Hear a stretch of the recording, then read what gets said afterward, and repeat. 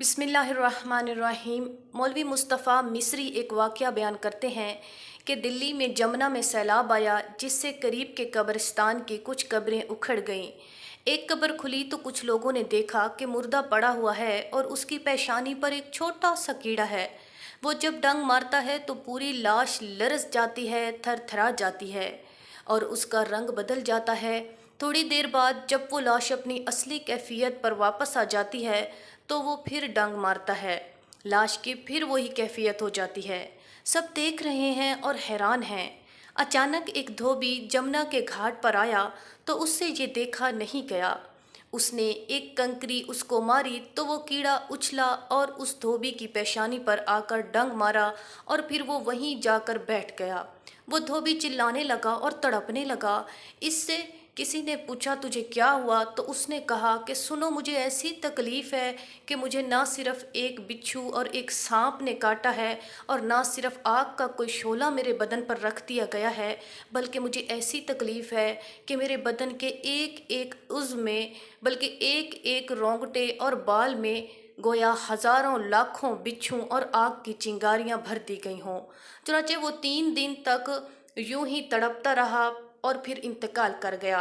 तो मौलवी मुस्तफ़ा साहब फरमाते थे कि मैं समझ गया कि ये इस दुनिया का कीड़ा नहीं बल्कि बरज़ख के अज़ाब की शक्ल है। मैंने सोचा कि साहिब कब्र के लिए एक दूसरा इलाज भी है। मैं करीब जाकर हिम्मत करके बैठा और कुछ सूरतें यासिन शरीफ और कुल हुवल्लाहु अहद पढ़ना शुरू की। जब मैंने कुरान करीम की तिलावत शुरू की तो वो कीड़ा छोटा होना शुरू हुआ और होते होते ज़रा सा होकर ख़त्म हो गया। जब ख़त्म हो गया तो हम लोग बहुत खुश हुए कि अल्लाह ताला ने इसको अजाब से निजात दी। उसका कफन बराबर करके कब्र बंद कर दी गई। अब इससे गुनाहों की सज़ा का अंदाज़ा लगाइए। मालूम नहीं उससे कौन सा जुर्म हुआ होगा, खुदा के गज़ब की कौन सी शक्ल इसमें हो, कुछ नहीं कह सकते। अल्लाह ताला सबको फ़िक्र आखरत नसीब फरमाए और अज़ाब कब्र से महफूज रखें, आमीन। अल्लाह ताला हमारी लग़्ज़िशें माफ़ करके अज़ाब कब्र से बचाए, आमीन। ए अल्लाह, मैं कब्र के अज़ाब से पनाह चाहता हूँ। हज़रत अली रज़ी अल्लाह ताला अन्हु से मरवी है कि हज़ूर अक़दस सल्लल्लाहु अलैहि वसल्लम ने फरमाया कि जो शख्स रोज़ाना 100 मरतबा ला इलाहा इल्लल्लाहुल मुल्कुल हक़्क़ुल मुबीन पढ़े तो ये कलमात उसके लिए कब्र की वहशत और तन्हाई में उनसियत का बायस होंगे।